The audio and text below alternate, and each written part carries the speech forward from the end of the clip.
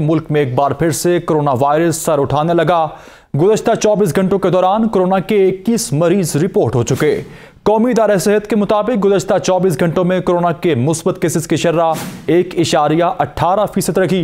गुज़श्ता 24 घंटों में मुल्क भर में कोरोना वायरस के 1780 टेस्ट किए गए। मुल्क भर में कोरोना वायरस 21 मरीजों की हालत तशवीशनाक बताई जा रही है।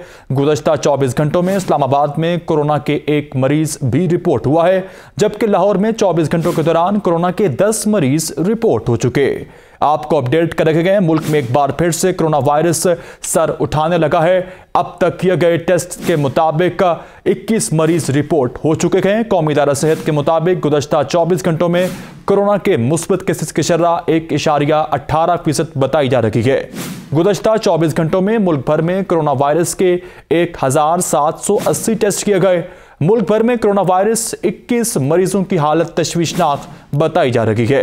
गुज़श्ता 24 घंटों में इस्लामाबाद में कोरोना वायरस का 1 मरीज रिपोर्ट हुआ, जबकि लाहौर में गुज़श्ता 24 घंटों के दौरान कोरोना वायरस के 10 मरीज रिपोर्ट हो चुके।